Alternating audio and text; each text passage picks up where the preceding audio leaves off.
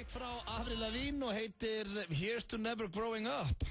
Já, ég veit hvað sumir eru að hugsa þarna, en ekki voga að segja það, Björn Bragi. Það klukkan orðin 4 og FM 95 Blöð hefur hafið göngu sína þennan mánudaginn og eins og alltaf hann sestur hérna með mér, hann Björn Bragi eða sjónvarpsmaður ársins eins og hann vill láta kalla sig. Vertu velkominn. Takk fyrir það og takk fyrir að kalla mig það sem ég vil láta kalla mig. Og það sem þú ert. Ég gleymi þið ekki aftur á meðan við erum þessum þætti, ég lofaði því. Aldrei gleyma því. Nei, en við erum með þéttan og skemmtilegan þáttland ykkur í dag, kæru hlustendur. Það verður mjög skemmtilegur í dag. Já, við fáum góðan gest til okkar og erum með fasta liði á sínum stað og ég veit ekki hvað og hvað. En ertu ferskur eftir helgina, Bjössi? Ég ætlaði einmitt að segja það bara strax, ég í rosalega góðu skapi. Já, það eitthvað sólskinn yfir þig núna, ég sé það. Það ekki? Jú, svona ljósblári fallegri skyrtu, nýgreittur og búin að brosa síðan og komst. Já, það sól hjá mér. Ég átti alltaf ból í gamla daga sem var svona einhver forvarnabólur, þú veist, ekki neita fíkniefnabólur sko. Okay. Og það stóð á honum, sól hjá þér? Já. Og í dag get ég sagt, já, það sól hjá þér. Sól hjá þér. En það ég ekki að neita fíkniefna. Nei, sem betur fer. Lausum við þann fjanda. Krakkar, ekki neita fíkniefna. Nei, og haldið áfram í skóla. Haldið áfram í skóla líka. Þetta er okkar skilaboð til ykkar. Hvað gerður helgina? Ég sá því í messunni í gerð, stóðstu vel þar. Takk fyrir það. Skemmtilegar. Ég var rosalega ánægður að fá hverju messuna. Já, ég horfi alltaf á messuna. Það samt sko. Messan uppáhalds sjónvarpsþátturinn minn. Ef ég á samt að draga aðeins úr þessu, þá rosalega leiðilegt að fara í messuna og engin GBN. Það pínu eins og að fara á æfingu hjá sko Manchester United og Alex Ferguson ekki að stjórna. Já, en Hjörsi Hjass nú flottur strák. Já, Hjörtur topp. Skemmtilegur og yndislegur maður. Alveg sammála því. En Gummi Ben náttúrulega yndislegur. Ég á ekki nógu sterk orð til þess að lýsa því hvað ég elska Gummi. Mér finnst ekkert jafn skemmtilegt þegar ég að horfa á messuna og Gummi Ben hneykslaður á einhverju. Já. Það finnst mér bara æðislegt moment, af því að hann svo genuine hneykslaður bara. Og svo sem dæmi í fyrra þegar hann var rekinn út af hann Joey Barton. Já. Hann náttúrulega bara með stórkostlegri lýsingu sem maður heyrt, þá var hann mjög hneykslaður. Já. Og bara Mario Balotelli heilbrigður við hliðina þér. Þannig að ég mikill aðdáandi hans, en stóðst þið vel og já, var þetta ekki gaman bara að vera það? Jó, mjög gaman. Já. Það svo gaman fyrir okkur, mig og þig. Fótboltaáhugamenn. Já, fótboltaáhugamenn. Já. Sem að þú veist, voru ekki að spila á hæsta leveli. Nei. Þú hefur nú spilað í meistaraflokki, sant? Já, ég á nú mörk í fyrst deild. Já, en ekki, þú veist, svona, við skulum samt kannski ekki fara að kalla þig atvinnumann í knattspyrnu. Alls ekki, ég hætti 30. Þú ert mjög lunginn með boltan. Já, til lagi. En ok, fyrir svona áhugamenn eins og okkur, svona fótboltanörda sem eru samt ekki, sko, með einhverja alvöru leiki á ferilskráni, það rosa gaman að fá aðeins að tala um fótbolta. Já, ekki spurning, og það þínir menn, þeir voru nú ekki að spila helgina, voru í fríi. Já, eftir að hafa dottið út úr Evrópadeildinni. Já, horfður á þann leik eða? Já, við vorum með uppistandsýningu. Við vorum svona að stríma leiknum fyrir aftan. Já, ok, þannig að þú sást vídeo Adurbæjar og... Þetta var momenti, þetta var bara nákvæmlega þannig. Við skiptumst á að fara á svið þarna, svona fyrir þá sem hafa ekki komið að sjá okkur. Ég horfði á allan leikinn, horfði á Adurbæjar skjóti yfir, horfði á Basel skora alltaf vinna leikinn og næstur á svið Björn Bragi. Ég var sko svo pirraður og reiður. Komið sæl, þau eru öll ógeðsleg. Það var bara nýtt prógram. Það var svona þannig stemming. Ég horfði nú á þetta, ég nú ekki Tottenham maður, en ég hélt náttúrulega með Tottenham í þessum leik og það hefði verið svo miklu skemmtilega að Chelsea Tottenham heldur en Chelsea Basel og Gylfi að spila og þannig að ég var mjög pirraður bæði út í Adebayor og Huddlestone og þetta var ekki nóg gott. En Gylfi skoraði nú. Já, Gylfi alltaf flottur. Já, búinn að vera að standa sig vel strákurinn. Þetta var svona eitt af þessum momentum. Þú veist, þegar Huddlestone tók víti og þegar Adebayor tók víti, ég var aldrei stressaður yfir þegar þeir væru að fara að skora. Það var 100%. Ég gæti ekki verið nóg snöggur til að grípa í tölvu eða eitthvað. Það var svo pottþétt að Adebayor var að fara að tapa. Nei, klúra vítinu. Ég sagði við Sverri, ég var að horfa á þetta með Sverri Bergmann, vinur mínum. Ég sagði, nærðu, ég skal veðja þig upp á 5.000, bara hreina 5.000 kall að Adebayor klikkar. Hann bara, nei, þú fer ekkert að... Ég sverða þig og svo hann Sverri tók ekki veðmál og hann klikkaði. Þetta var bara, það var svo dæmt, það var búin að vera svo lélegur í leiknum, það var allir að gera grín á honum á Twitter. Til að fullkomna þetta, þá tekur hann eitthvað hestahlaup sem ég veit ekki alveg hvað það var. Einmitt, líka það ekkert bara að láta verja frá sér eða eitthvað. Hvaða tilhlaup var þetta? Ég veit það, og svo eitthvað skýta glott eftir þetta, mér langar bara að berja hann. Það var svona, já, þessi fór yfir, en ég fæ launum mínu mánaðamótin, þannig að ég þarf ekki að vera að baka með þessu. Við ætlum að byrja hér þennan mánudagsþátt á ljúfum tónum. Þessi strákar á leiðinni til Íslands. Þeir heita Outlandish og lagið heitir Warrior Warrior, var gríðarlega vinsælt hér fyrir nokkrum vikum síðan. Þetta verður í Keflavík í sumar. Mjög líklega færast að fjölmiðlamanns seinni tíma á Íslandi. Auðun Blöndal. Hemmi Gunn okkar tíma. Það ekki hægt að vera betra hrós. Takk fyrir það, Björn Bragi. Virkilega gaman að vera þetta með þér. Frábær strákur. Við ætlum að fara núna í slúðurpakkan og ég er með ágætis slúður handa ykkur, kæru hlustendur. Ég ætla að byrja að segja frá Simon Cowell. Ég er nú alltaf verið mikill aðdáandi hans. Ertu ekki Simon maður, Bjössi? Jú. Já, þú ert samt ekki svona idol-geðsuglingur og ég eða X-Factor? Nei, Nei, ég er það ekki. Ja, ég horfa á þetta allt saman. En hann var að opna sig núna í viðtölum. Hann er að sjálfsögðu með X-Factor USA þessa dagana og Britain's Got Talent í Bretlandi. Já. En hann var að opna sig með það. Hann er tilbúin að eignast börn og langar eignast börn. Tilbúin að eignast börn? Er hann ekki orðinn 73 ára eða eitthvað? Já, hann er bara my role model. Hann er að gefa mér von. Segist þér að tilbúin að eignast börn, en aðeins ef hann er komið með rétta konu sem hann mun ekki halda framhjá. Fallega orðað hjá hann. Æ, hvað er romantískur sætur. Já, og ég skal bara lesa orðrétt. Hann segir bara orðrétt hérna í viðtölunum. Would I like kids? If I knew I could be, and how can I put this delicately, faithful, then yes, I do like kids. Þannig að hann bara virðist vera mjög opinn með það. Hann er erfitt með að halda félaganum í buxunum þegar hann er í ástarsamböndum og þess að það ekki tilbúin, hefur ekki verið tilbúin að hinga til að eignast börn. Já. Hann er hundgamall eða ekki? Já, ég held að sé alveg orðin 50 ára sko, 50 eitthvað. Já, lágmark. Já, heldur að sé rúmlega 50. Já, það er ekki, ég ætla að fletta upp hérna. Ok, flettu upp. Það er lónir að bregðast mér. En sko, nefnilega, ég segi hundgamall sko, ekki að það sé ekki lægi að vera 50 sko, en að því að hann er svolítið að reyna að láta fólk halda hans í 30 sko. Já, þú vilt menna að hann hægir sig svona eins og sé yngri. Já, svona láta strekkja sig og með hérna giftuna niður á maga. Hann er ekkit að fela það, hann sé búin að hendi sig botox og eitthvað sko. Með mig, heyrðu, hann er fættur 59. Nú, já, hann er þá 54 ára á árinu. Já, sér það, 54 ára. Topp aldur svo sem, en já, tilbúin að vera pabbi, sem betur verð, 54 ára, kannski komið tíma að hann fara... Hann er að vera komin úr barneign, sko. Já, ég ætla að vona ég verði komið krakka fyrir 54 ára, fjandinn hafði það. Svo er það hér Sharon Osbourne og Ozzy Osbourne, það er orðrómur í gangi að þau séu hætt saman og séu að fara að skilja. Sharon Osbourne sem er 60 ára gömul virðist vera komið nóga af Ozzy sem er 64 ára. Og ég búa þau vist í sikkoru húsinu þessa dagana, eða hún er á hóteli á meðan hann er í húsinu. Já. Og nú spyr ég þig, Björn Bragi, hvað þarf Ozzy Osbourne eftir öll þessi ár, hvað fyllti mælirinn? Þú veist hvað, skeitan á hann í svefni eða hvað, þú veist, hvað gerðist? Ég var alltaf að hugsa það saman, sko. Eftir allt sem undan er gengið, hvað fyllir mælirinn hjá Sharon Osbourne? Það er bara mjög góður punktur. Já. Á þess, sko... Já, ef hún er búin að þóla henni öll þessi ár. Já, er ekki bara að halda áfram? Halda áfram, að vera saman. Já, þú veist, eftir allt sem undan er gengið. Auðvitað ekki ef hún er ekki hamingjusöm, samt. Ég veit það ekki, sko. Ég ekki heldur. En allavega það að vera að tala um það. Ég vona samt að þetta sé rugl. Því að mér finnst eitthvað fallegt að hafa þau saman. Mér eiginlega gæti ekki verið meiri saman ástarlíf Ozzy Osbourne, en... Ég er ekki að grínast, ég vil þau séu saman. Já. Ég horfði á þessa þætti og þau voru voða fín. Svo er það loka slúðri, hvort vilti ég segja frá Paris Jackson eða Kim Kardashian? Ég ekki bæði? Nei, ég nenni ekki bæði. Ég ætla að segja frá Kim Kardashian, hún er að spá eignast barnið sitt í París. Kanye West mann... Þetta tengdist? Já, herðu, París, vel gert. Vel gert ég, en vel gert þú að fatta það. Takk. Og Kim Kardashian, já, hún er að spá eignast barnið sitt í París. Kanye West kærastinn hennar á íbúð þar. Og svo eru, frakkarnir mun strángari þegar kemur að anti-paparazzi lögum. Þannig að þeir getur ekki verið að bíða fyrir utan herbergið hennar og annað á spítalan. En svo það er athyglisvert með þess að þungun hennar, þú sé myndir á henni ekki? Já, ég myndi rætta hér í þessum þætti, maður veit ekki hvoru megin krakkinn er að fara að koma, sko. Já, hún gengur með barnið í rassinum, sko. Já, það liggur því. Það mun fæðast út endaþarf. Já, hún er svona, ljótt að segja, en hún er eins og vegasalt núna, hún er svona eins og hraðarhindrun.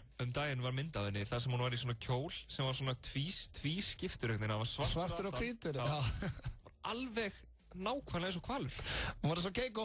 Þetta var slúður dagsins og nei, við erum ekkert að gera grín að Kim Kardashian, hún er bara með stóran botn og með bumbið það sem hún er ólétt, þannig að þetta er svo sem eðlilegt. Þetta er nýtt og það er eitthvað rosalegt sömmur í þessu maður. Þetta er Robin Thicke, lagið heitir Blurred Line. Vikunar á FM 957 er Hringurinn. Æsispennandi bók, hlaðin spennu og full af ást. Göldrum, þreytandi foreldrum, heimalærdómi, dauða og vináttu. Gagnrýnendur halda vart vatni yfir bókinni og segja hana samblöndu af Hunguleikunum og Harry Potter. Í tilefni þess að hringurinn nú komin í Kilju ætlum við að gefa nokkur eintök af bókinni næstu daga. Fylgstu því vel með á FM 957 þar sem þú getur nælt þér í eintak. FM 957 og Bjartur. FM 957 kynnir í samstarfi við Túborg og N1 Keflavík Music Festival. Stærsta tónlistarhátíð ársins verður haldin öðru sinni dagana 5. Sólbáðstofan Smart. 3 staðir, 1 númer. 533-3350. Hæ, ég heiti Vilborg Pólfari. Átt þú þér draum? Ég átti með draum og til að láta hann rætast setti ég mig stórt og mikið markmið og gekk alein á Suðurpólinn. Það svalt að setja sér markmið.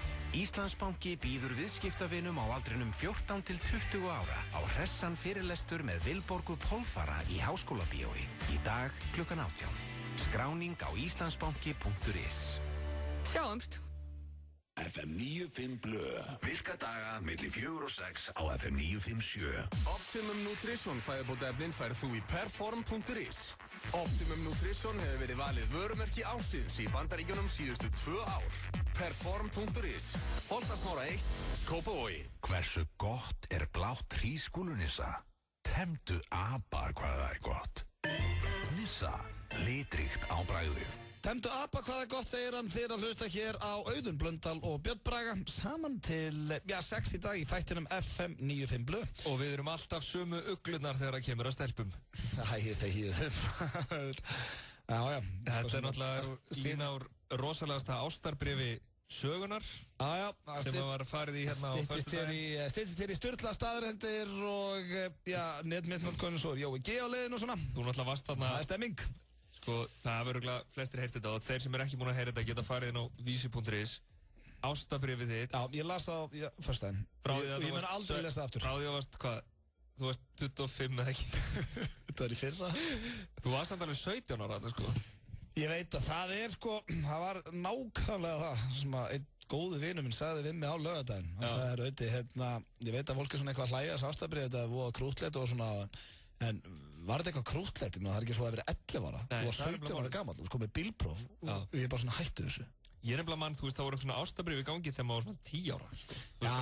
En þú veist, ég hafði, þú var áttaði því sko, þarna, ekki það ég sé að auglýsa úlingadrykkju mína, en þarna var ég búinn að fá mér, eins og stendur í bréfinu 7 bjóra. Já, það kom skýrt fram. Glugg.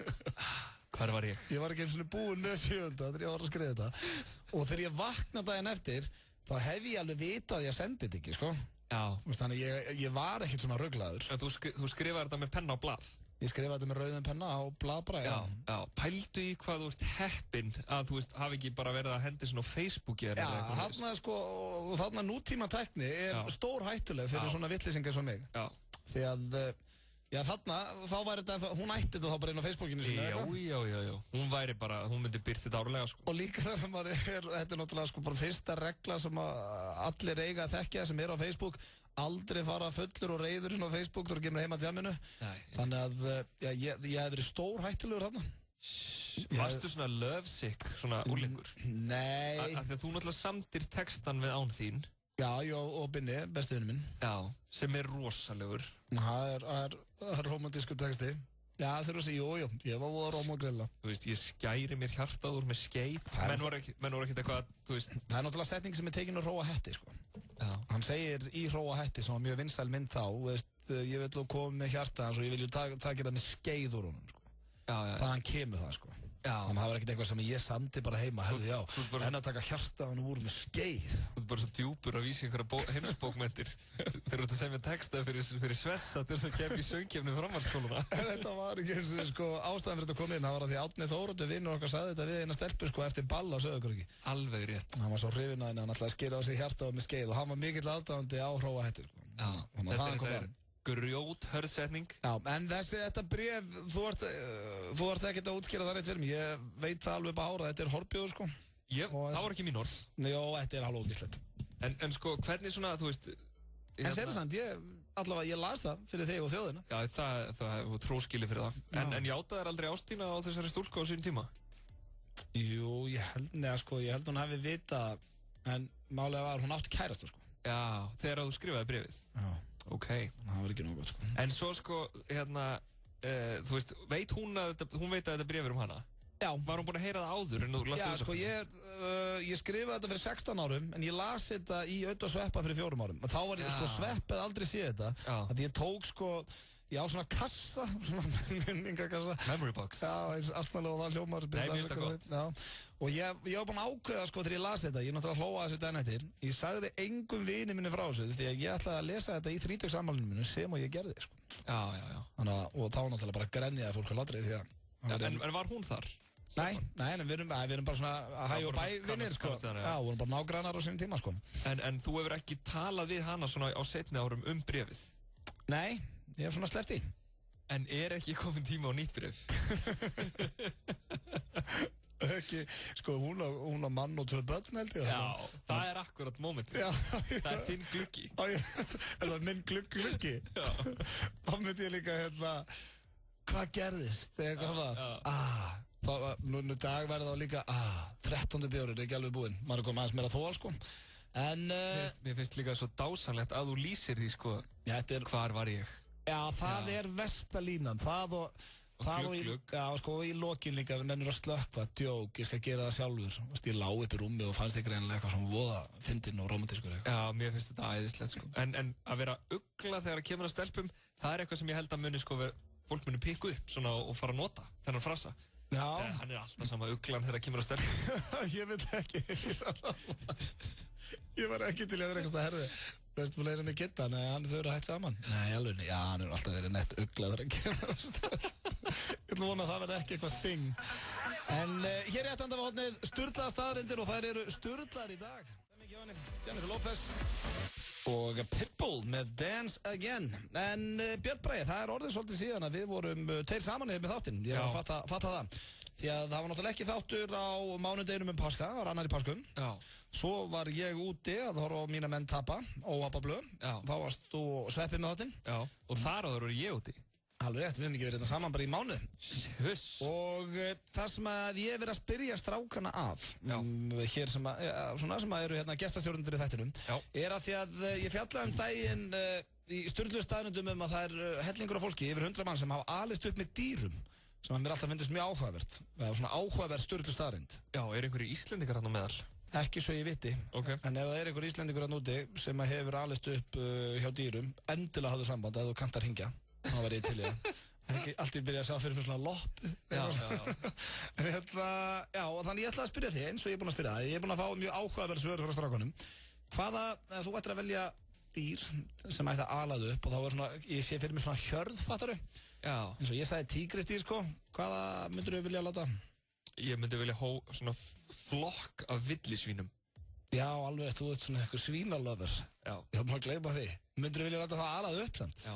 Ligg í drullu og þetta er eitt kostur, þú veist ekki að taka til í herbygginu það telst bara mjög flott. Nei, það er fátt betra en að velta sér upp úr drullu. Þú sagði mér ekkert, akkur gera það áttur að þeim er svo heitt eitthvað? Nei, að því að sko til þess að verjast sólinni, að þeir eru með svo þunna húð. Já, sem bleika hana. Já, nefnilega svínahúð er hvít, sko, en þeir virka bleikir að því að húðin er svo þunn og blóðflæðið skilur og gerir þá bleika. Já, mikið. Hérna, en þú ert samt að, myndur þú í alvegni velja svínin? Já, ég myndi alltaf velja svínin. Ok. Og hérna, við myndum svona, ég sé fyrir mér að við værum í einhverjum skógi, svona í Evrópu, örgulega, svona í einhverju skógilendi, þú veist, bara, svona sem væri kannski ekkert allt og kalt. Og myndum vera það svona alveg ógeðslega mörg svín, sko. Og ég myndi hægt og rólega verða einn af þeim. Já, þú er þess að aðal maðurinn þar. Já, eða svona næst. Ég er nefnilega að spáði hvað væri æðislega tilfinningur að geta komið að bara hópa svínum eða tígristýrum eitthvað og þeir bara dyrka þig. Þú ert bara besti vinur þeirra. Já, þú erið svona svínakvíslari. Já. Og svo er kannski eitthvað vandamál, þú veist að mennindi þurfa að hafa samskipti í svínin og þá þarf að kalla á þig. Já, nákvæmlega. Það er eitthvað bullandi vesen á svínunum hérna, veit þið, kontu. Hvað er nú? Getur þú sagt þeim að hérna kannski aðeins að eitthvað svona? En þá er samt töluvert svalara að fara í hjörð af ljónum eða tígristýrum heldur en að fara að hitta eitthvað svín og kvísla eyrun á þeim, sko. Af hverju talar þú svona um svín? Ég er ekki mikill áttaðandir og þú. Já, þú ert ekki að tala niður til þeirra, sko. Nei, en hversu leiðilegt var það líka ef ég myndi svo óvart bara borða besta vinin jólin og þú væri brjálaður? Ég er brjálaður. Hvað varst að borða? Kitty vinniðina. Hvað borðað þú þá jólin? Borðar þú bestu vinniðina? Nei. Borðar ekki svín? Nei. Ok, þú ert svona klikkaður þegar það kemur að þessu. Þetta er ekki einhver bara svona djók hér. Ég er ekki búin að borða svín í mörg ár. Hvað, rjúpu þá eða? Hvað borðað mamma henn og pabbi? Þau hafa oft borðað svín, sko. Já, þau eru ekkert eitthvað hugsað til þín og vinna þeirna. Nei, en í staðinn þá borðaði ég mannakjöt. Bara í andlita þessu. Þetta er Guðrún vinkona en mamma bara svo. Ég vona að setja á næð. En já, náttúrulega þetta er með kalkun og svona. Já.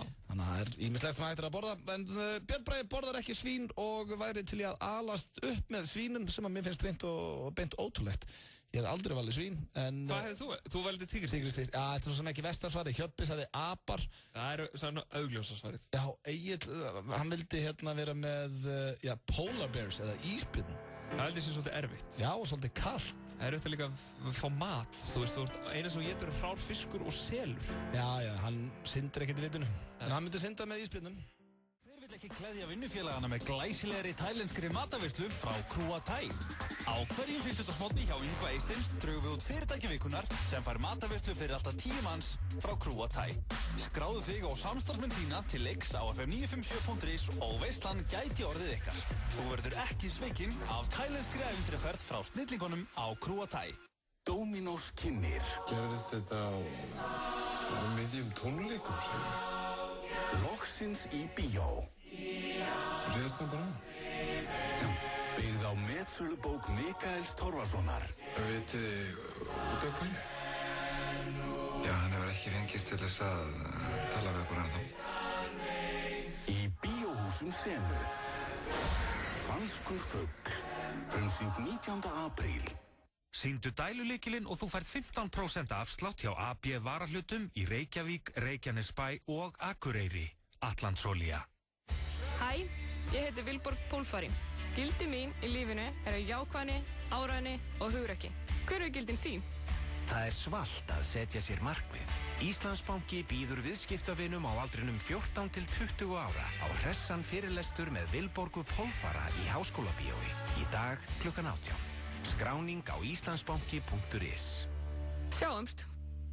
Árið 1909 gastu ekki leyst krossgátu. Það skiptir þig engu máli. 1909 skiptir þig máli. 1909.is. Þegar þig vantar smá lán. 1909. Við fögnum vorinu með apríltilboðunum í 10.11. Sínalkó á 149 krónur. Nammi klattar á 149 krónur. Mærland keks á 179 krónur. Prins Polo Extra large á 99 krónur. 10.11. Fljótlegt og þægilegt. FM 95 Blö. Virka daga milli 4 og 6 á FM 957. Frábært úrval af hágæða fæðubótaefnum frá Optimum Nutrition. Perform.is. Holtasmára 1, Kópavogi. Hversu gott er grænt perlunissa? Safnaðu frímerkjum hvað það er gott. Nissa, litríkt á bragðið. Öddi Blö og Björn Bragi í FM 95 Blö. Þegar hann bera ofan á Instagram. Já, hann var að posta mynd af sér, svona sjálfsmynd. Ég verð að kíkja á það, ég elska sjálflinga bera ofan. Já, og hérna fekk einhver nokkur like, ég held að það hafa verið 384.000. 380.000 like? Já, ok. Það var að prófa þetta, rífa svo ofan á Instagram. Já, þú myndir örugglega fá svona mörg like. Já, næ ekki 300.000 followers því miður. Nei, en það er draumurinn, eða ekki? Já, sjálfsögðu það er draumurinn. En talandi um drauma, það er komið að sturglunum staðreyndum. Já, góð tenging. Já, frábær. Og já, þær eru sturglar í dag. Ert þú tilbúinn? Ég vil að það verði svo sturglar, ég bara lappa í það út, bara eitt stórt spurningamerki. Það er engin svo sturgluð að þú verður bara en þær eru skemmtilegar. Ég vil að mér verði flökurt af sturglun. Það er ekkert annað. Ég get ekki lofa þig, en ég mun gera mitt besta. Ok. Eru þið tilbúin, kæru hlustendur? Já.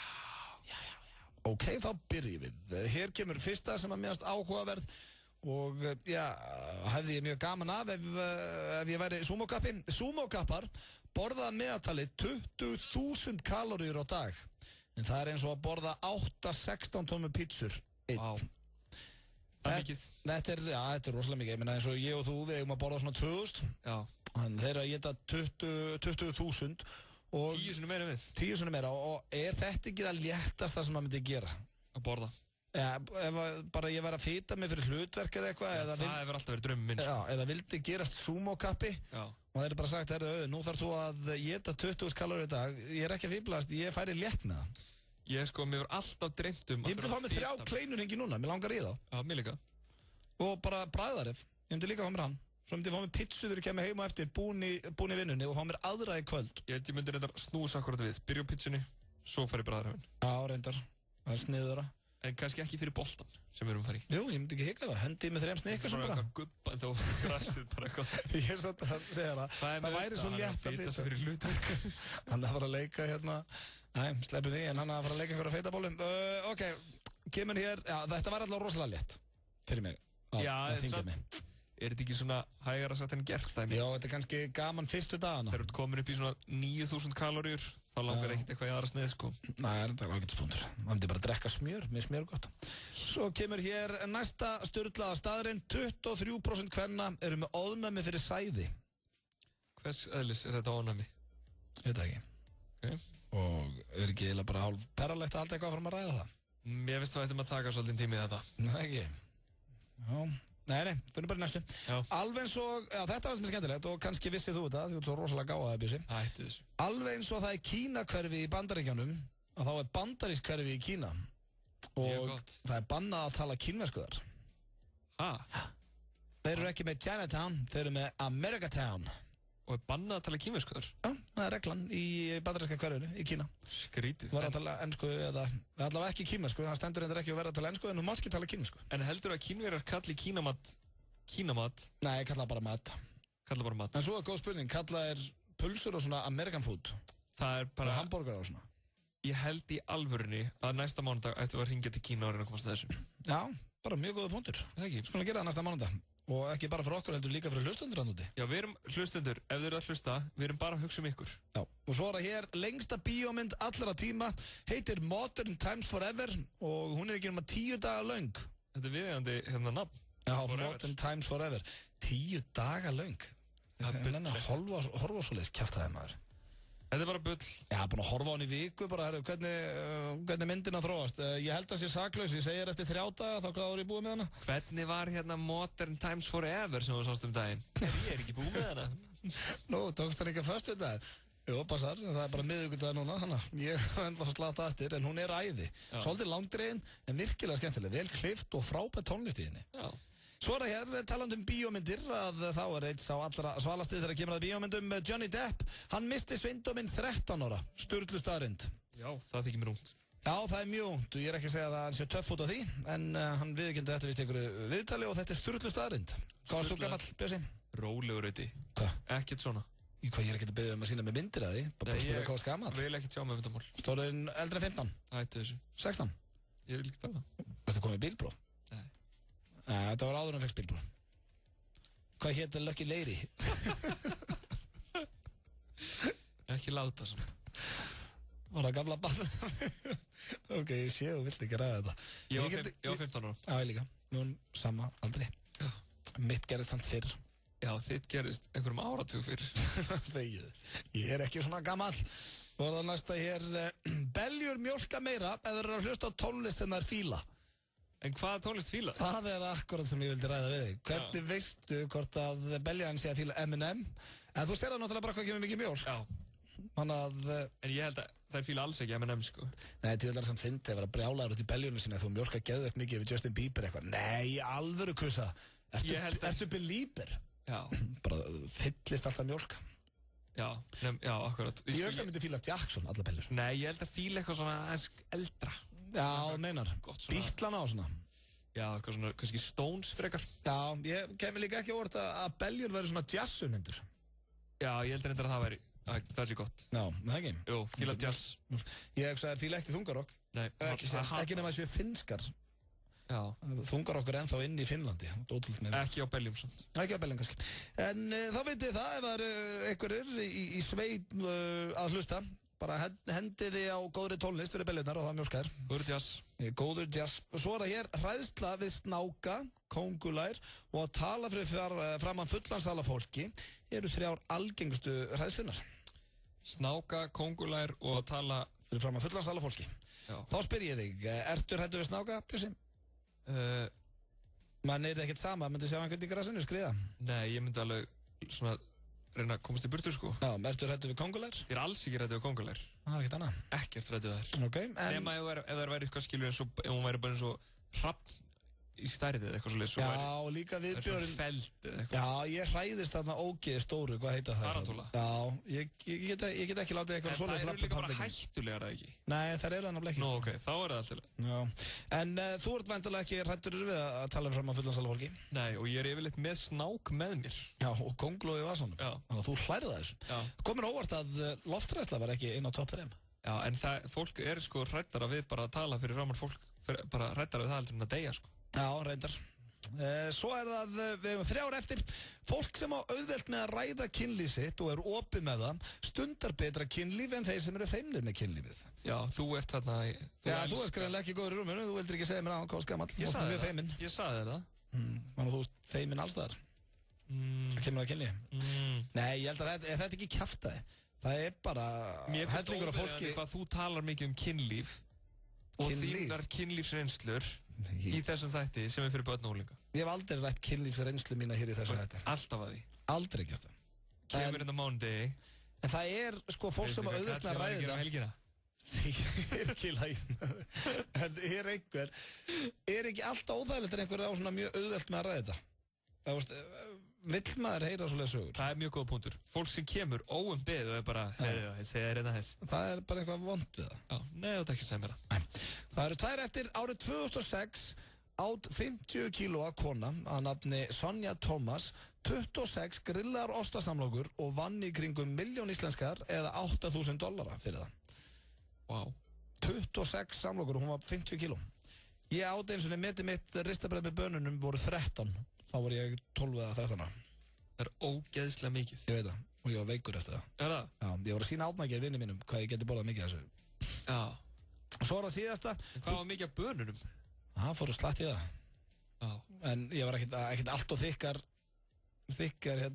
bátarnir eða banana. Nei, en þú ert draumabadd hverjar móður. Þú veist, þarna kemur mammaði komið heim og bara, hver er allt brauðið og hver eru banananir hérna og þú bara liggur þarna búin að æla yfir þig á gólfinu. Ligg veikur. Ég var að sína átnager hvað ég geti getið mikið. Ég var að bæta með, sorry. Síðasta stjórnastarinn dagsins, þú getur dáið úr hlátri. Þannig að fariði vallegaður í kringum fyndi fólk. Hætti að hlusta á hennan þá. Já, getur dáið úr hlátri. Við ætlum að fá hér, hvað stjórnastarinn stóð uppur í dag, Bjössi? Ég skal segja það, að þú hefur getið 13 brauð með bönunum. Já, ok. Manstu eftir þessu? Hvort ég mann, þetta er mánudagslega okkar. Það höfum við ekki spilað lengi, þetta spilum við á hverju mánudegi á sínum tíma við Bjössi. Nostalgían. Það er alveg komið tíma að rifja það upp, hún heitir Lana Del Rey þessi og lagið heitir Video Games, hugljúft á mánudegi. Launamiði happadrönnunar, stærri, meiri, skemmtilegri. Happadrennan, skemmtilegt að skafa. Sýndu dælulíkilinn og þú færð 15% afslátt hjá aðalskoðun. Atlandsolía. Nú getur þú eignast glænýjan bíl. Á aðeins 1790.000. Chevrolet Spark fæst nú á enn lægra verði. Bílabúð Benna. Hraðpenningar. Send okkur SMS í 1917 þegar þú þarf lán. Hraðpenningar. Betri þjónusta. Lækkum launaskatta. Samfylkingin. Þú ert að hlusta á FM 95 Blö. Á FM 957. FM 95 Blö. Virka daga milli 4 og 6 á FM 957. Vantar þig hágæða fæðubótaefni? Kíktu inn á perform.is. Frí heimsending allt land. Perform.is. Hversu gott er brúnt karamellu Nissa? Húðflúraði flóðhest hvað það er gott. Nissa, litríkt á bragðið. Þið eru að hlusta hér á FM 95 Blö á FM 957. Blöndal og Björn Bragi með ykkur til 6 í dag. Styttist í góðan gest hann á leiðinu til okkar stórleikarinn Jói G. Verður mættur hér eftir örskamastund sá mikli meistari. En við vorum að spá í núna Björn að fara í dagskóliðin netmisnotkunnin, ekki satt? Jú. Og í netmisnotkunnin í dag, hún tengist ekki bara Facebook og Twitter. Nei, sko er þetta ekki eiginlega bara svona netfrétt? Jó, við ætlum alltaf að taka hana með. Viltu ekki bara byrja á henni eða? Jú, ekki. Við erum að tala fréttina. Já, þetta var náttúrulega, þetta fór allt Facebook á sínum tíma og ég ætla með þess að lesa upp komment frá henni þegar þú ert búin að lesa þetta upp. Já, akkurat. Já, við erum að tala frétt vikunar á mbl.is, stærsta eða mest lesið. Það fréttin. Kristrún Ösp pantaði flugmiða á djamminu. Já. Þessi frétt hefur verið svo mikið lesin að Arnaldur Indriðason getur bara farið. Hvað hún með mörg likes þessi frétt, við byrjum á því? Hún með 2698 like. 2698 likes? Já. Það frétt sem þjóðinni mjög að skapi og ég ætla bara að lesa það fyrir ykkur. Já, ætla að lesa þetta eins og þú sér fyrir gýrin sem var í gangi í viðtalinu. Já, ekki? Já. Kristrún Ösp Barkardóttir, blaðamaður á hún.is og vínurinnar Hermann Óli Backmann Ólafsson voru hress þegar þau pöntuðu sér flugmiða til Kaupmannahafnar með WOW Air páskana. Vinirnir höfðu verið að drekka vín þegar þau ákváðu að fara í tölvuna og panta flugmiða. Kristrún Ösp segir að starfsmaður WOW Air hafi skelli hlegið þegar hún hringdi í flugfélagið og sagði farir sínar ekki sléttar. Gæsalega brjófnast. Daman sem svaraði sagðist aldrei hafa heyrt jafn góða sögu eða fólk hafi pantað sér óvart flugfar í glasi. Hún endanlega misti sig úr hlátri þegar hún sá að við bókuðum eina tösku fyrir okkur saman út en enga heim. Ég ansi hrædd að við eigum góða viku í DK og förum nakin heim, segir hún og hlær. Viltu meira? Já, endilega. Þóttu Hermann séu góðir vinir, segir Kristrún Ösp, þau rífast stundum eins og illa gift hjón. Gæsalega brjófnast aftur. Hermann sagðist drepa með að við þurftum að vera saman svo lengi úti. Starfsmaður WOW Air kom þá með góða tillögu að panta flug frá DK í nokkra daga eitthvað annað. Við Hermann gerum ævintýr úr þessu og skellum okkur í heimsókn til Dwight jafnvel, segir Kristrún Ösp og þá að meina Dwight York, en hún átti í ástarsambandi við hann tíma. Þegar Kristrún Ösp spurði að því hvort hún sé komið með kærasta, segir hún svo ekki vera. Nei, ekki komið með kærasta, róleg í þeim efnum, segir hún og hlær. Já, hún verið mjög hress í þessu viðtali, það er nokkuð ljóst. En það allt sem hún vil segja þessu frétt? Hún hlær mikið þarna. Og það eitthvað samt svo fyndi við það, þegar hún segir, dama sem svaraði, sagðist aldrei hafa heyrt ég góða sögu og hún grenjaði vist bara á hlátri. Já. Þannig að bara, WOW Air, góðan daginn, já, góðan daginn, Kristrún Ösp heiti ég, já, við vorum ég og vinur minn, við vorum full að banda okkur flugfar og við böndum eina tösku heim.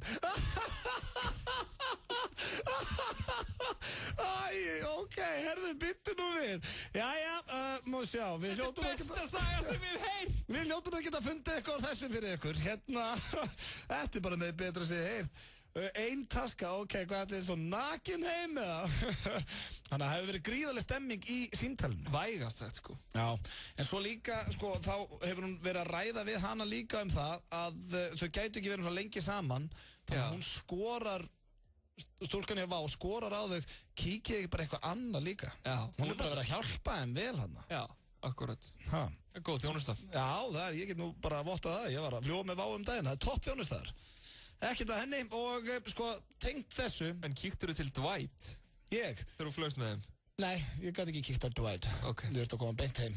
Full eftir tap hjá mínum munum. En þetta er frétt vikunar. Já, ég menna þetta er 2700. En svo ef maður fer inn á Facebooku hjá Kristrún Ösp, þá kemur hún hérna einmitt og hún orðið var við það að fólk hefur verið að posta þessu á Facebook og annað.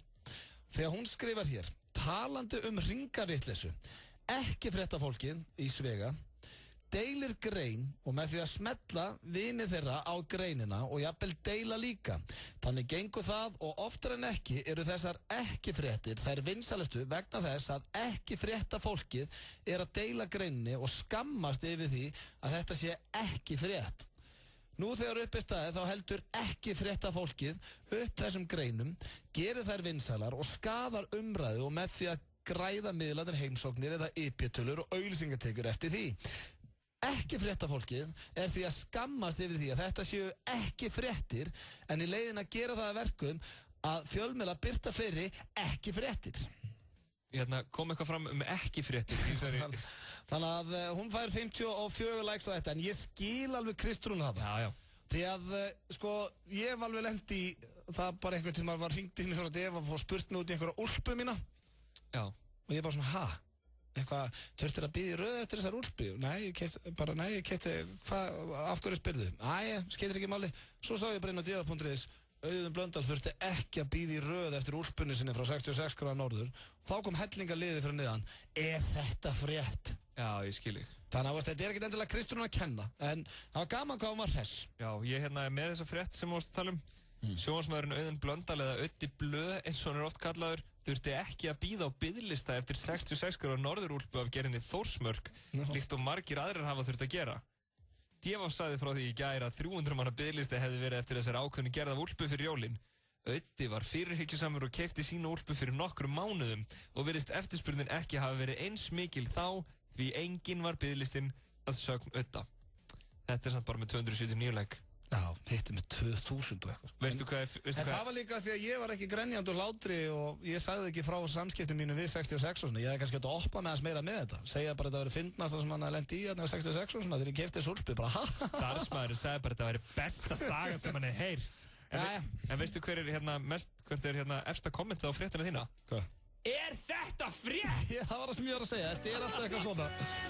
Þú maður fá hér Champion, þetta var netmisnótkunin, svo er það Jói G sem er að labba hérna í stúdíóið. Born a Champion, Jói G, leikar, verður velkominn. Takk fyrir, ég held að Björn Bragi ætlaði að tala um mig sem Chipmunk. Já, Chipmunk fyrir ekkert en Champion. Já, hann er komin þetta Chipmunkin, Jói G. Það er reyndar Chris Brown er í þessu lagi líka og ég er ekki mikill aðdáandi hans. Já, við höfum hann. Já, en ágætis lag þarna ferð. Jói, verður velkominn hingað í stúdíóið. Já, takk fyrir, gaman að koma í uppáhalds útvarpsþáttinn. Hakkaðu fyrir það, gaman að fá þig. Þú er aldrei komið áður. Nei, hvað segir Jói í dag? Bara ljómandi fínt. Með það ekki? Alltaf og fullu hér, þú ert náttúrulega með sjónvarpsþáttinn á skjáinum. Hann var að klárast á föstudaginn, takk fyrir að minnast á það. Nú er hann búinn? Já, hann var að klárast þetta sísón. Ok. En hérna, ég er á fullu í Þjóðleikhúsinu. Já. Var að klára sýninguna fyrir Réttarlandi og svo er frumsýning á Kvennafræðaranum á 50-daginn. Já, í Þjóðleikhúsinu? Já, kassanum í Þjóðleikhúsinu. Og er það, ertu meiri grínleikari eða ertu drama? Hvort finnst þér skemmtilegra? Hvað hentar Jóa? Ég veit það ekki. Jói er náttúrulega... Ég verð að dæma það, ég er jafnvígur. Jói er frábær grínleikari, hann er mjög fyndinn maður, en svo sá hann til dæmis í Djúpinu. Já. Rosalegur þar. Þannig að þú veist...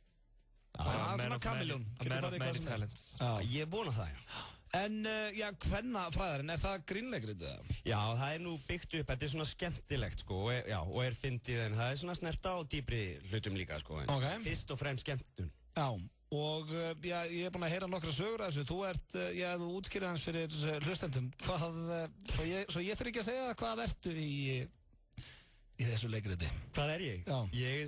Ég líti á mig sem stóð. Ég er að leika reyndar, ég er að leika konur og ég er að leika líffæri. Já. Meðal annars. Líkamsparta. Leg. Ég legg leg. Já. Það er ekki stemming að leika leg. Jú, það er svolítið gaman, sko. Hvernig undirbjóstu það allt saman? Var þetta ekki draumurinn þegar þú fórst í leiklistaskólan á sínum tíma?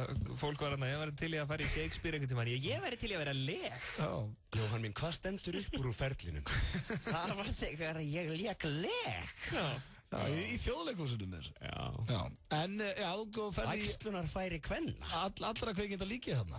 Já, og þetta er algjörlega, sko. Þetta er náttúrulega bara bókin, Kvennafræðarinn, sem að þið hefur ábyggla skoðað og skoðað myndirnar allavega á sínu tíma, sko. Og það eru bara kaplar úr þessu sem að hún Camilla Vargo Breckling bjóð til. Og í Danmörku er þessi bók, sko, biblía fyrir stúlkur. Þetta er bara fermingagjöfin og þetta eiga allar stúlkur. Þetta er náttúrulega ekki alveg eins vinsalt hérna, en það þekkja allir þessa bók og upp úr þessari bók bjóð hún til svona skemmtilegar senur. Þannig að þetta er svona kaflaskipt svolítið og við þurfum að finna út úr hvernig við komum þessu til skila.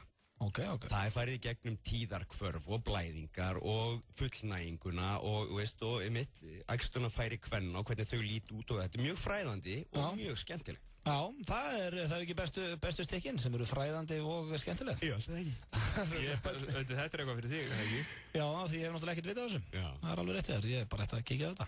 En þú náttúrulega sérfræðingur þegar kemur að þessu Bjössi, þú vart ekki að kíka þetta. Þú sem vill Veist allt þetta.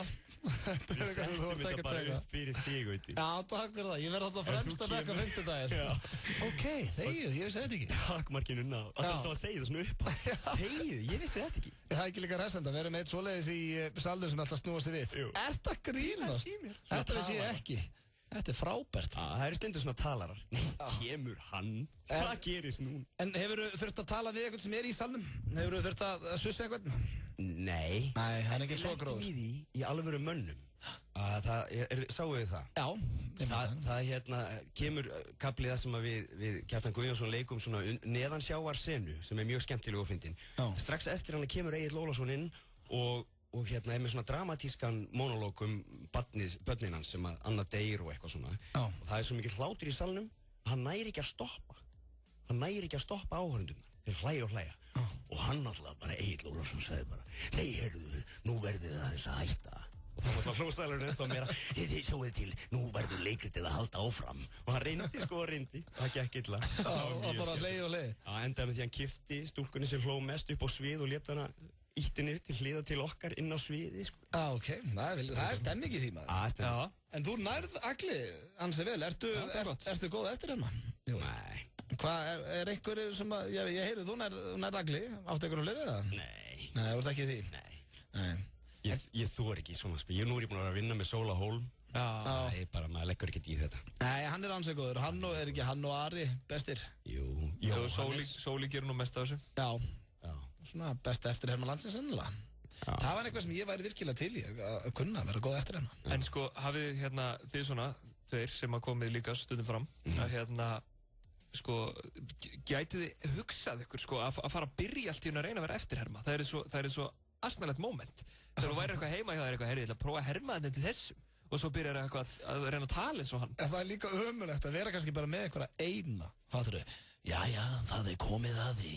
Eitthvað svona, þetta var Egill Ólafsson, en förum yfir eitthvað annað. Þú veist, í miðju standi, bara komið bara eitthvað eina eftir henni. Og eina setningu bara svo.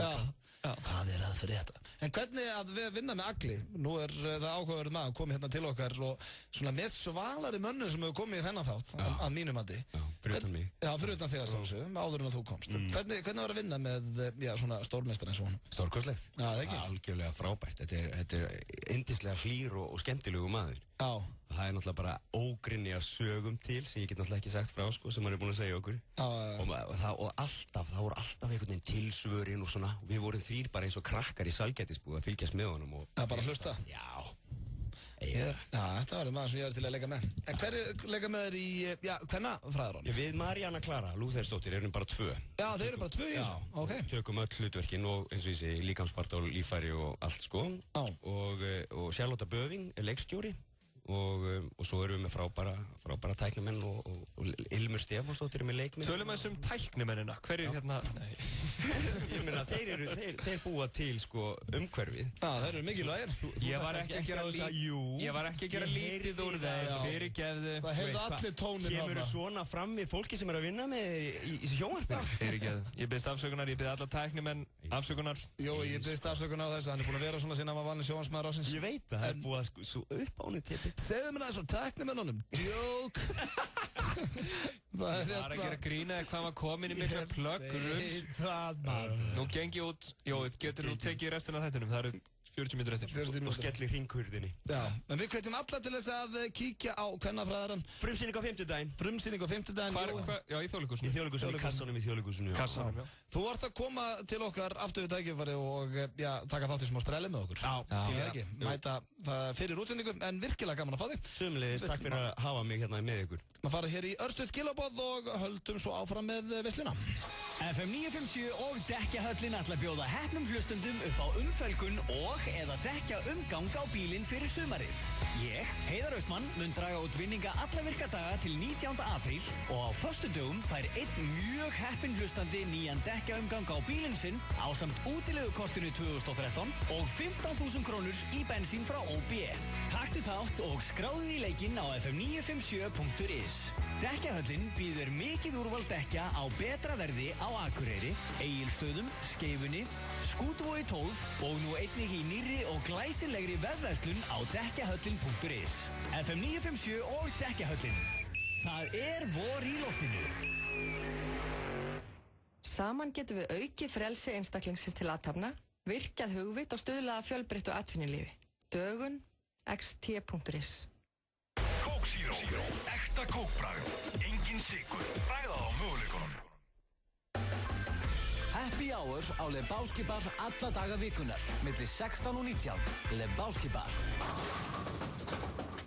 FM 95 Blö á FM 957.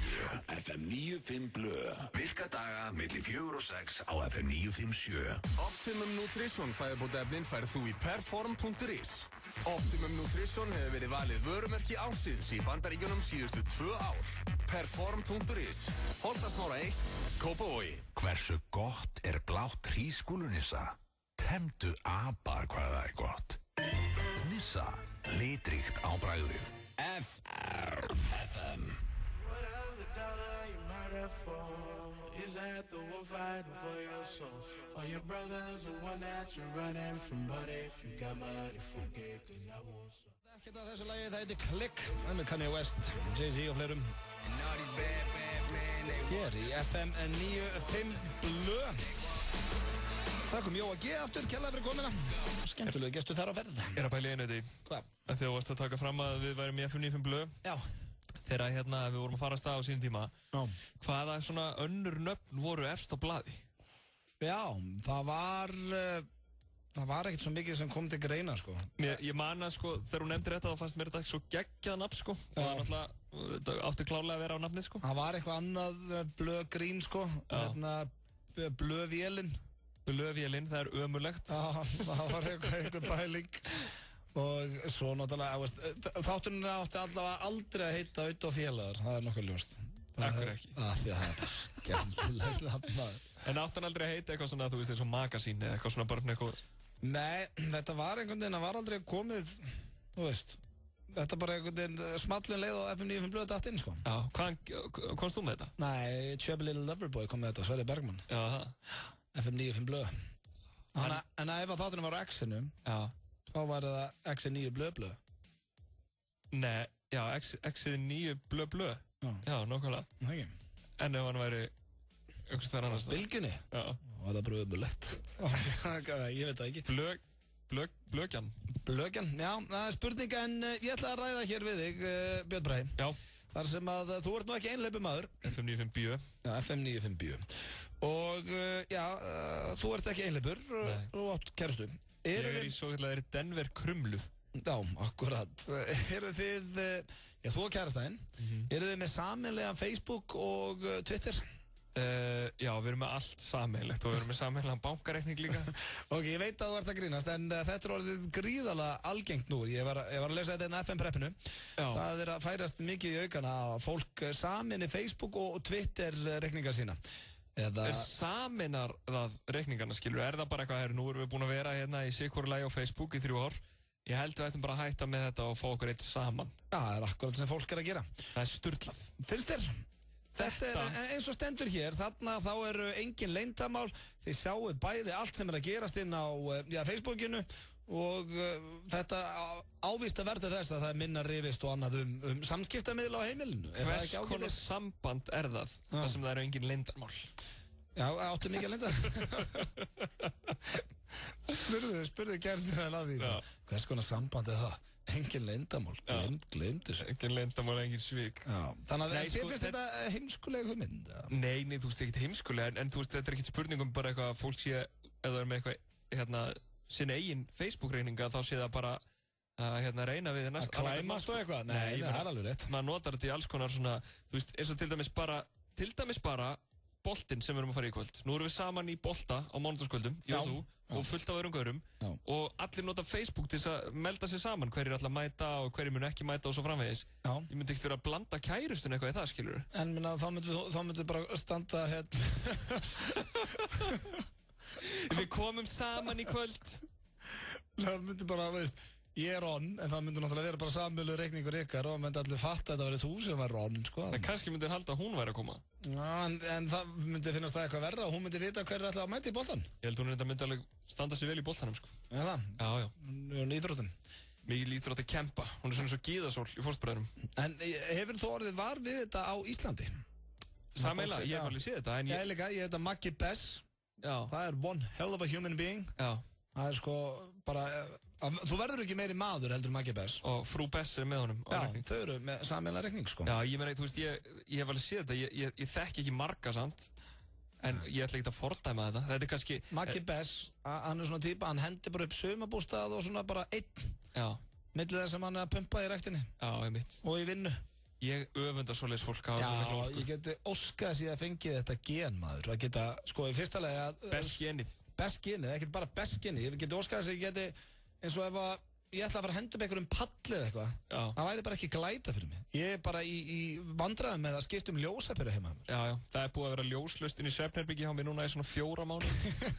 Hringdi Magga Bess, hann getur hjálpað með þetta. Já, hann myndi bara innrétta herbyggið på nýtt bara. Já, hann farið létt með það. Ég er alltaf mikill haugur og það fer í taugarnar mér, því miður. Já, en þú ert samt svo æðislegur, heiti. Já, einmitt, þakka þér. Þú getur huggað við það. Já, út frábær líka. Og líka, sko, það sem er greinlegt, og nú hef ég ekki þekkt í lengi, sant? Ekki mörg ár, skilur, ekki sen í fyrndinni, en af sögum sem ég heyr um þig og því svona hvernig þú talar um þig í æsku og þessu ástabrifi, þá er ljóst að það hefur ræst rosalega vel úr þér og það hlýtur orð fagnaðefni. Hvað fyrir það? Virkilega gaman að heyra þetta frá þér. En, já, þið að núti, þið getið saminað Facebook-akkántin ykkar, það er vist algengt. Right from the start, you were a thief. Félaga sínum sem heitir Nate Ruess, eða Ruess. Það er ekki gaurinn að því fun, ekki hann? Jú, Rólegur. Meika hann ekki, sko. Er það ekki að fíla sjónastöðuna fun? Nei. They're no fun. You're not a fan of fun? No. Nei, en það ég ætla að minna hlustundur á að Game of Thrones er í kvöld, 3. þáttur á Stöð 2 og hefst klukkan kortir. Ertu að horfa á það, Bjössi? Nei, en þú? Í alvörinni? Ertu að horfa á það? Game of Thrones? Já. Það eru uppástætnin minn. Ég sá reyndar hérna dverginn. En má maður segja dvergur, er það svona eitthvað hérna... Bara, segðu bara litla kallinn? Litla kallinn? Það er út í hött. Já, reyndar. Ég ætla að segja dverginn. Já, er ljótt að segja dvergur? Kannski á maður að segja álfur fyrir ykkar. Nei, það er svona grínlaust. Þú mátt alveg segja dvergur, hann er dvergur, eða ekki? Eða ekki bara, mátt ekki segja midget? Ég veit það ekki. Er midget dvergur, eða? Ef ég fara að segja litla kallinn, þá finnst mér þess að tala um einhver titling eða eitthvað. Litla kallinn þinn? Er ég sá litla kallinn hérna? Það myndi enginn fatta hvað ég var að tala um, sko. Nei, ok, litla kallinn er kannski ekki rétt, en sko, smái maðurinn. Ég myndi segja nafnið á honum, en ég bara man ekki hvað hann heitir, leikarinn. Ok, ég ekki bara taka sénsinn á því að það megi segja dvergur. Ég held að ég trú ekki að þessi banna, sko. Ég ætla að leiða mér að umorða. Ég sá Peter Dinklage í viðtalum daginn. Já. Sem er sem sagt, sá smávaxni. Sá smávaxni í Game of Thrones. Já, en allavega svo ég kom mér að því sem ég ætlaði að fara að tala um, að þá var hann ógeðslega fyndinn. Þessi gaur er algjör snillingur, sko. Já, kom geðveitt skemmtilega, það var svona mjög fyndinn og kom vel fyrir. Hann var hérna í hérna Jon Stewart þættinum. Já. Það fekk mig til þess að langa svolítið að horfa þess að þetta, því að hann var svo nettur. Já, hann er hrikalega góður í þessu þáttum líka, sko. Já. Þessi þættir þetta er algjör veisla. Ég er ekkert svona einhver ævintýralúði, sko, en ég elska þessi þætti. Þetta er náttúrulega 3. seríu. Ertu þá ekkert búin að horfa á 1. og 2. seríu? Ég er ekki búin að horfa á 1 mínútu af Game of Thrones. Já, ég öfundaði maður, eiga þessa veisli. En ég er enda búin að horfa á Friends, svolítið. Já, til hamingju. Og Seinfeld eða ekki, hefur þú séð það? Það er frábært líka. En hérna, vá, ég öfundaði eiga þetta inni. Það er endur að koma sumar, þá er ekkert svo gaman eiga inni þætti, sko. En næsta haust. Öfund, Auður Blöndal. Já. Hún er ekki góð. Nei, þetta er bara svona gann-öfund. Ég öfundaði eiga inni Game of Thrones. Ég veit að það eru margir að nútið sem að horfa á þetta. Þetta er mjög vinsælt. Já. Og eru virkilega skemmtilega, þannig ég ætla að horfa á það í kvöld. Er ekki stór mynd af Game of Thrones hérna utan á? Jú, þetta er stærsti þátturinn á Stöð 2 núna. Já, nákvæmlega. Að geta tjekka því. Svo líka það er fótbolti í vikunni. Manchester United er að spila á miðvikudaginn, Arsenal Everton á morgun. Já. Það er einhvern veginn mér svo þægilegt á mánudegi. Þetta kannski sýnir bara hvað ég er nettur sjónvarpsfíkill. Já. Að svona vita af leikjum í miðri viku, svona eins og þegar meistaradeild og þegar United er að spila miðvikudi. Það einhvern veginn bara gerir helling fyrir mig. Ég elska það líka. Vikunni. Líka því ég spila þykir mér svo gott að veðja á þessa leiki. Ertu að veðja mikið á þetta? Ég veðja rosa mikið, sko. Bara að vera valega samt, sko. Já. Það kemur að veðmálum. Já, svo gott að fá smá spennu í kroppin. Ég er að djóka þér. Já, þetta spennufíkillinn. Ertu spennufíkill? Mundur þú fara í fallegastökk og... Nei, ekki þannig sko. Mundur þú fara í teygjastökk? Ég hef farið í teygjastökk. Hefur þú farið í teygjastökk? En ég var bara 14 ára. Já, ok. En ég laug og ég sagði að ég væri eldri. Já, ég skilji, til að komast það. Já. Og mér leið ógeðslega illa og gaurinn þurfti að hrinda mér svona fram af því ég gæti ekki stokki og svo hræddur. Það er ógeðslegt.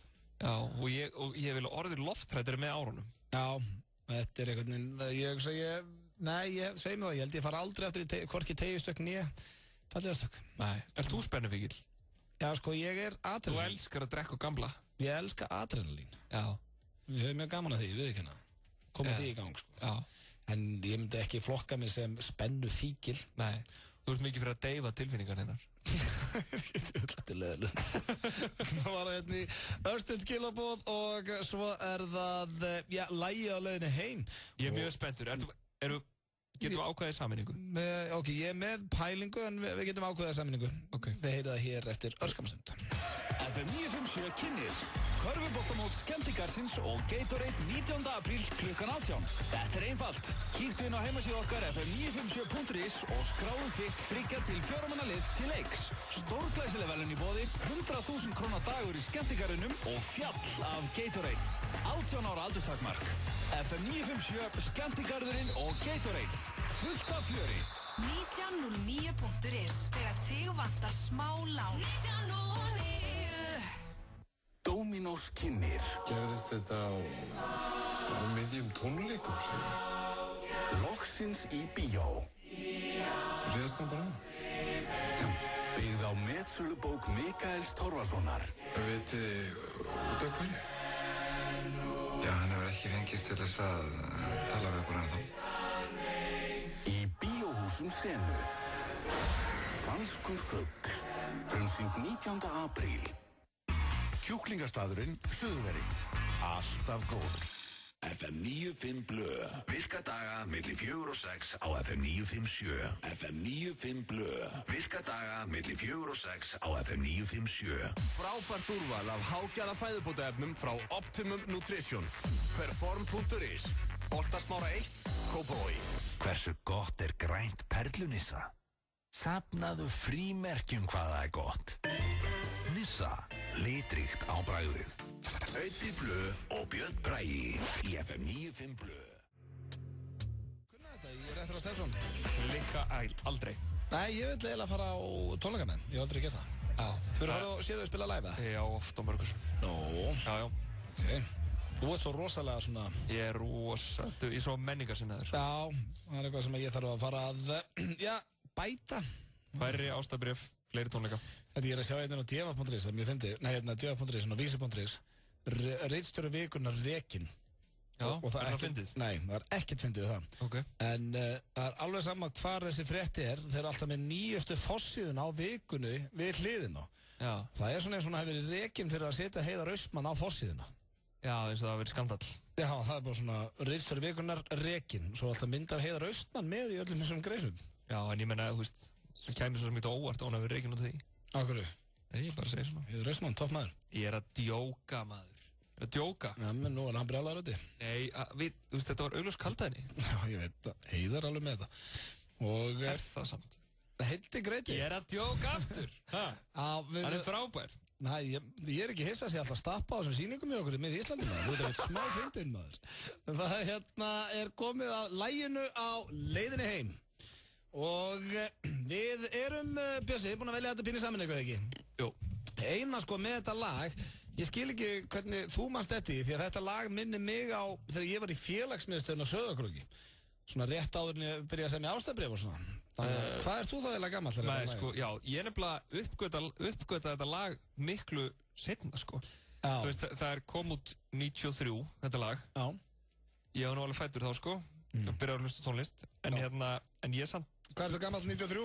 Þá er ég 9 ára. Já, ég er 13 ára í félagsmiðstöðun á Sauðárkróki, þá var þetta mjög vinsælt. Já, þú að halda upp á fertugsammælið þitt. Og ég uppgötaði þetta ekkert svona fyrir bara í menntaskóla, sko. Já, ok. Að þú varst ungur.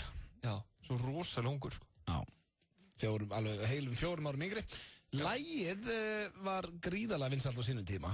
Hljómsveitin hins vegar ekkert svo fræg. En myndbandið eiginlega það magnaðasta. Já. Það rosalega flott. Já, og svona... Átakanlegt. Hvetjum alla sem að fara að heyra lagið, áður nú kynni lagið, til þess að tjekka á myndbandinu í kvöld, svona rétt á henni að fara að sofa, svona þeir eru svolítið meir fyrir svefnin. Akkurat. Hljómsveitin, eins og ég segi, ekkert gríðarlega vinsæl, en hún heitir Soul Asylum. Já. Eða Soul Asylum, og nú til dæmis held ég að séu ekkert rosalega margir búin að kveikja hvaða lag við erum að fara að setja á. Endar allir sem vita hvað hljómsveit Soul Asylum það vita hvaða lag þetta það er nokkuð ljóst. Lagið á leiðinni heim í dag heitir Runaway Train og virkilega flott. Frá 1993 og heitir Runaway Train. Mikið spilaði í félagsmiðstöðinu á Söðakróki í upphafi 10. áratugarins. Ekkert bara þar, bara alls þar. Heitir hún Friður? Félagsmiðstöðin Friður, já, hún hétt allavega, drífar í henni. Sem mér skrítið því að það var aldrei friður þar. Já, nokkulega. En af hverju hétt hún Friður? Ég menna það ekki, það var bara haldin einhver svona keppni. Og með þess að Dalli vinnu minn, Dagur Baldursson, hann vann keppnina. Hann skrifaði allir svona nafn. Já, hvað hann ætti að heita? Já. Og endaði með, nafni Félagsmiðstöðin Friður. Hvað hétt Félagsmiðstöðin í Árbænum sem þú varst í? Hún hétt Ársel. Ársel? Já, hún reyndar heitir, held ég, 10 í dag. Ok, búið að breyta. Já, það er engin sáttur við það, Það kallaði þetta allir Ársel. Já, varstu svona félagsmiðstöð á Rotta? Hvernig var það? Því á Söðakróki, það var náttúrulega fyrir krakki í 8., 9. og 10. bekk, það var ekkert mikið annað að gera á kvöldin, ef þú varst búin á körfuboltaæfingu eða fótbolta, að fara bara í félagsmiðstöðina. Já, svona eitthvað, kannski ekkert endilega öll kvöld. Nei. Og maður meira bara einhvers þar úti, En fórstu ekki á böll og svona? Jú, öll böllin, Já, gaman. En þá varst þú herra Friður? Þú sagði það í bréfinu? Í ástæðbréfinu? Já. Þegar ég var í 10. bekk. Já. Það er herra Friður. Og varstu þá myndarlegasti strákurinn í 10. bekk á Söðakróki? Nei, ég getur ekki sagt það, held ég. En hvernig vannstu þennan titil? Ég veit ekki, bara kosin. Bara af sannöðunum? Krakkar í 8., 9. og 10. bekk sem kosin. Hvað eru margir hann í skólan? Voru þú, Sverrir Bergmann, Hugi og tveir viðbót ekki? Jú, 2 stelpur náttúrulega og önnur þeirra vann. Já, þetta er gaman að segja. Nei, hlustendur vilja vita þetta. Já, ég er að segja það var bara ég var kosinn þegar ég var í 10. bekk. Með einhverjum klækjum eða eitthvað svoleiðis? Nei, bara, hvað, er ég svona ljótur eða? Nei, þú ert mjög fallegur. Þetta er voða hissa. Ég bara, þú veist, myndin sem ég hef af þér sem krakki úlingur, Ég var skæða bara, ég var martröð fyrir fullari fólk sem úlingur. Já. En ég var alveg vinsæll með samnemenda minn og svona, Er það? Já. Mér finnst, ég held að það sé komið tími á að tala við fólk sem að, svona umgeksti á þessum árum, en er ekki endilega vinnir þínir í dag. Já, við getum alveg tjekka á því. Er það? Já, getum gert það bara næsta mánudag og við getum, en hvernig varst þú sem úlingur? Varstu bara goody two shoes eða? Nei, ég var rosalega leiðilegur. Varstu ruglaður? Er þetta ekki, þetta verðist bara elda, er þetta ekki bara athyglisíkin í manni? Jú, gæti verið. Sem ástæðan, og núna er maður búin að svala kannski þeim þorstaðins? Jú, ég held að þetta sé eitthvað svona líka, maður veit ekki alveg, maður kann ekki alveg að fá útrás fyrir ekki bara athyglisíki, þannig þetta er svona kannski einhver svona orka og ég var algjör pláa, En það er hins vegar komið að lokum hér hjá okkur. Rikki G. rétt og mættur hér í stúdíu og ætlar að taka við. En hún var ungfrú Friður, þessi stelpa sem var skrifast að byrja til. Já, hún var það. Já, ok. Þannig að það náttúrulega hefði meika sens að þið byrjað saman. Herra og ungfrú Friður 1973. Og heyrðið það nú bara í brefinu, það var endalaust á svona sænum sem við ættum að vera saman. Þið bjökuðu í alveg húsi, í alveg herbyggi og komið gott að þessu aftur. Hún var ungfrú Friður og þú herra Friður. Bjössa kjallaði fyrir daginn, takk fyrir að vera með mér í dag. Pæltu bara í því, ef þú hefðir ekki alltaf verið svona mikil ugla í samskiptum í hverfólk. Ég er svo leiðilegur maður, ég þolið ekki, ég hata þig. Og ég þakka ykkur fyrir hlustunna, kæru hlustendur. Ég verð mættur hér aftur á morgun, sem betur fyrir ekki með Bjössa. Heldur verða á Sveppi Krull. Ég kem í smá heimsókn. Bara til að minna á bréfið. Þá verðum við Sveppi og við erum með rándýran gest á morgun. Það er hann Bjarni Ben. Hann formaður Sjálfstæðisflokksins, ætlar að kíkja til okkar Sveppa hér á morgun, ekki missa því. En takk endilega vel drikka. Bjössi, takk fyrir daginn. Sömuleiðis. Og enn og aftur, kæru hlustendur, takk fyrir hlustunna. Heyrjumst á morgun. And I'm eating at the beat like it gave a little speed to a great white shark on shark. FM 95 Blö. Virka daga milli 4 og 6 á FM 957. Vertu á verði. Taktu myndir af verðhækkunum með farsímanum og sendu á vertuáverði.is. Stöndum saman og rjúfum vítahring verðbólgunnar. Landssamband íslenskra verslunarmanna. Áttu eftir að redda kvöldmandum. Kjúklingastaðurinn, Suðurveri. Þú ert að hlusta á FM 95 blöð, á FM 957, FM 95 blöð. Virka daga milli 4 og 6 á FM 957. Vantar þig hágæða fæðubótaefni? Kíktu inn á perform.is. Frí heimsending allt land. Perform.is. Hversu gott er brúnt karamellu Nissa? Húðflúraði flóðhest hvað það er gott. Nissa, litríkt á bragðið.